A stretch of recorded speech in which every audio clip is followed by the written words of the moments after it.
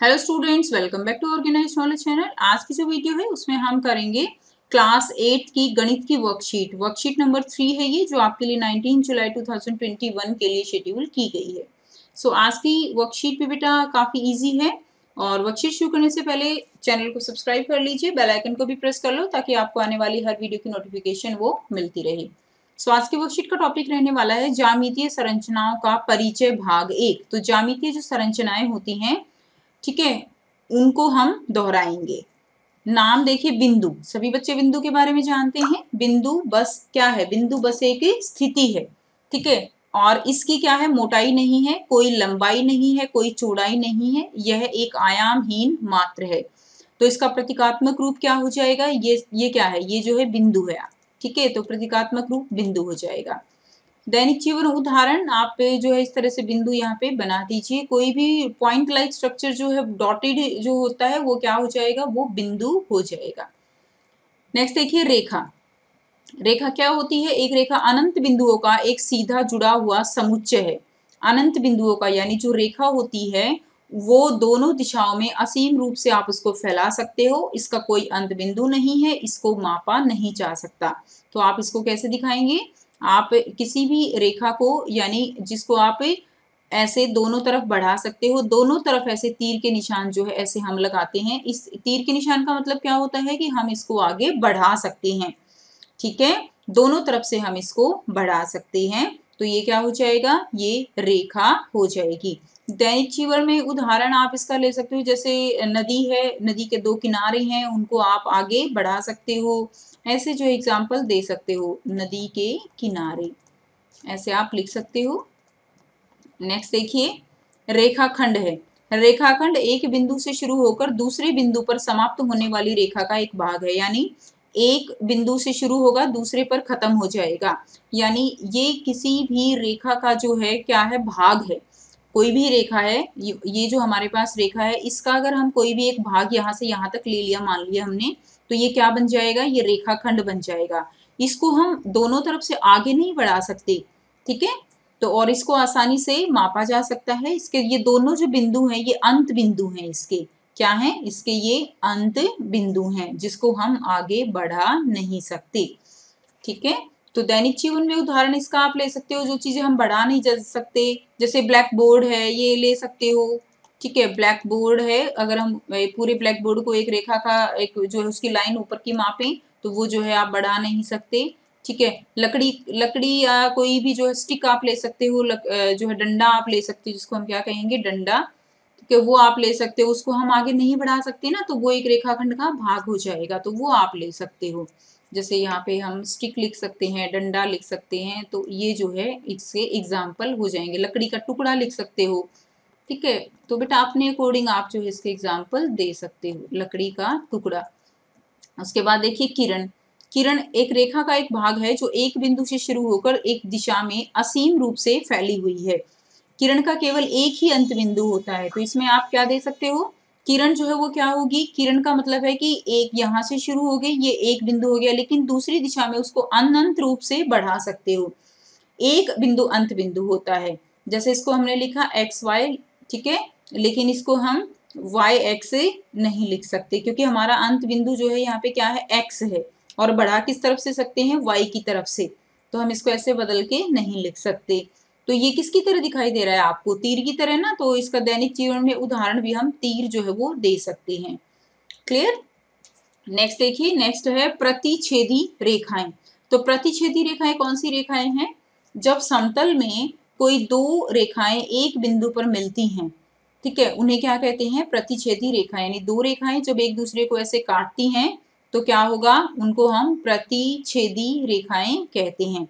तो जैसे आपने घर में खिड़की देखी है ना बच्चों, खिड़की के अंदर ऐसी रेखाएं आपको काटती हुई दिखाई देंगी। खिड़की हम एग्जाम्पल इसमें लिख देंगे। तो उनको क्या कहते हैं? हम इस तरह से काटने वाली रेखाओं को प्रतिच्छेदी रेखाएं कहते हैं। नेक्स्ट है समांतर रेखाएं। समांतर रेखाएं कौन सी होंगी? जब किसी समतल में कोई दो रेखाएं अनंत विस्तार के बाद भी नहीं मिलती, उन्हें समांतर रेखाएं कहते हैं। यानी एक दूसरे के बिल्कुल पैरेलल चलती हैं, ये कहीं पे भी नहीं मिलेंगे। जैसे नदी के दो किनारे कहीं पे नहीं मिलते, पटरी, ठीक है, जिसके ऊपर ट्रेन चलती है, तो वो भी जो है नहीं मिलते। तो एग्जाम्पल क्या हो जाएगा? रेलवे ट्रैक, ठीक है। रेलवे ट्रैक जो है इसका एग्जाम्पल हो जाएगा, या जो है रेल लाइन लिख सकते हो, रेलवे लाइन लिख सकते हो।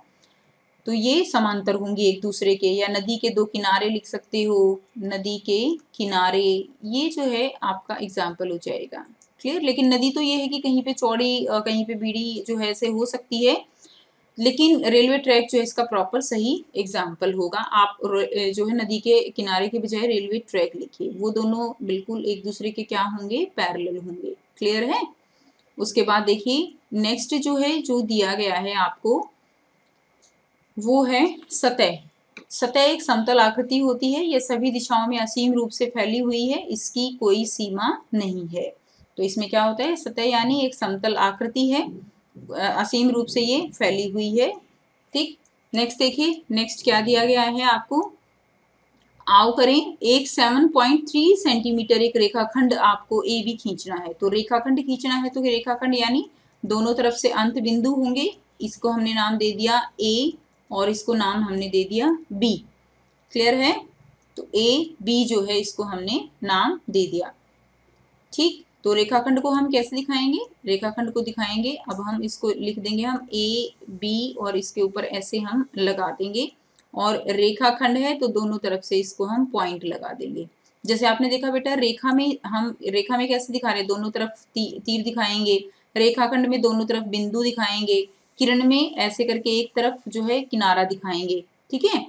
दूसरा देखिए, सेकंड क्वेश्चन है, एक घड़ी में घंटे की सुई और मिनट की सुई के बीच कोण का प्रकार बताइए।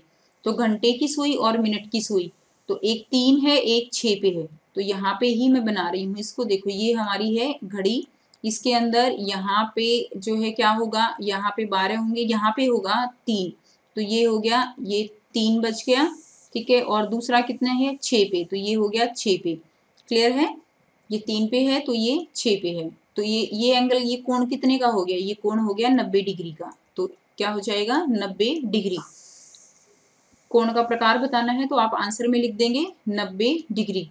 उसके बाद देखिए सेकंड दिया गया है, सेकंड जो घड़ी दी गई है आपको वो दिया गया है एक 9 पे और एक 12 पे, तो ये 9 है और ये 12 है, तो यहाँ पे ऐसे ये और एक ये, तो ये भी कोण कितने का हो गया, ये भी कोण हो गया 90 डिग्री। तो आप इसमें लिख देंगे यहाँ पे भी 90 डिग्री। क्लियर है। नेक्स्ट देखिए, क्वेश्चन नंबर 3 है, क्या हम किसी कोण की भुजाओं की लंबाई माप सकते हैं, कारण भी बताइए। तो किसी कोण के भुजाओं की लंबाई, तो देखिए कोई भी कोण है, मान लीजिए ये हमारे पास जो है एक कोण है, तो इसको हम ऐसे दिखाते हैं, तो इसका मतलब क्या है, हम इसको आगे बढ़ा सकते हैं ना। मान लीजिए 90 डिग्री का कोण है, तो क्या हम इनकी ये जो लंबाई इनको माप सकते हैं, इनको तो हम कितना भी बढ़ा सकते हैं। तो हम क्या लिख देंगे, ठीक है, कि नहीं। तो आप आंसर में लिख देंगे नहीं। तो यहाँ से आप आंसर लिख देंगे कि नहीं, इनको हम नहीं माप सकते क्योंकि इनको हम असीम रूप से बढ़ा सकते हैं। ठीक है। तो इनको हम असीम रूप से बढ़ा सकते हैं, इसलिए हम इनको नहीं माप सकते। ठीक है। नेक्स्ट देखिए, नंबर 4 यहाँ पे क्वेश्चन है आपका, चांदे या प्रोटेक्टर की सहायता से आपको 30 डिग्री, 60 डिग्री, 100, 120, 150, 210, 270 इनके कोण बनाने हैं।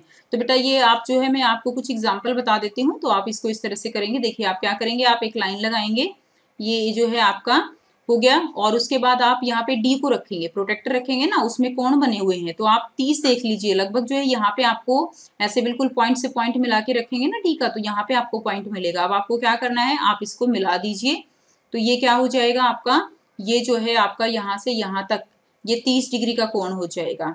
क्लियर है। तो इसको नाम दे दीजिए ए ओ बी। ऐसे आपको ये कोण बना देना है। इसी तरह देखिए 60 डिग्री का बनाना है, तो 60 डिग्री का हम यहाँ पे बना देंगे, ऐसे बनाना है आपको। ये पॉइंट आपने बी दे दिया, ये ओ दे दिया। 60 डिग्री का बनाना है, तो अब आप देखिए यहाँ से आपको एक पॉइंट मिलेगा, तो आपको जो है इस पॉइंट को इससे मिला देना है। ये हो गया आपका 60 डिग्री का, तो आपका ये कोण हो गया ए ओ बी। क्लियर है। ये भी आपका कोण ए ओ बी हो गया 30 डिग्री, और ए ओ बी ये हो गया 60 डिग्री। ऐसे ही आप 100 डिग्री, 120 से सारे आपको अपने आप बनाने हैं, सेम इसी तरह जैसे मैंने आपको यहाँ पे अभी ये बताया। नेक्स्ट देखिए, कोण क्या होता है? कोण दो किरणों द्वारा उभयनिष्ठ बिंदु पर मिलने से बनी आकृति है, यानी दो किरण है, ये एक किरण है, ये एक किरण है, ये दोनों जिस बिंदु पर मिल जाएंगी वहां पर क्या बन जाएगा? एक कोण जो है वो बन जाएगा। इस उभयनिष्ठ बिंदु को शीर्ष और दो किरणें कोण की भुजाएं कहलाती हैं। तो ये क्या है? दोनों ये कोण की भुजाएं हैं और ये क्या है? ये जो है शीर्ष बिंदु है। क्लियर है? जैसे एंगल ऐसे बना तो ये जो है क्या है? ये शीर्ष बिंदु है और ये क्या है? इसकी भुजाएं हैं। क्लियर है? उसके बाद देखिए नेक्स्ट है शून्य अंश कोण क्या है? तो शून्य अंश कोण क्या होता है? शून्य अंश कोण जब अंतिम किरण जो है वो बिना किसी प्रारंभिक किरण के साथ जो है वो क्या हो? समपाती हो, बिना किसी घूर्णन के, तो वो क्या कहलाएंगे? वो 0 डिग्री या शून्य अंश कोण। तो देखिए ये बिल्कुल ये ऐसे है, उसके बाद ये ऐसे है, कोई ये कोण नहीं बन रहा है, तो ये क्या हो जाएगा? ये शून्य अंश कोण है।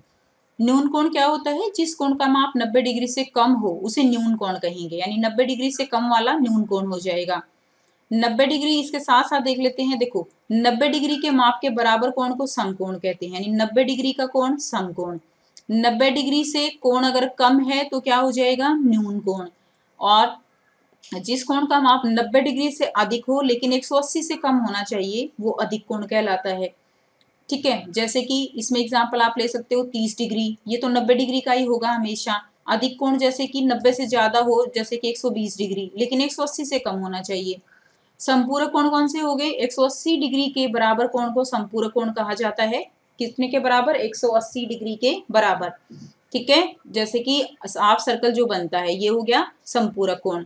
प्रतिवर्ती कोण जिस कोण का माप 180 से तो क्या होगा? अधिक होगा, लेकिन 360 से कम होगा।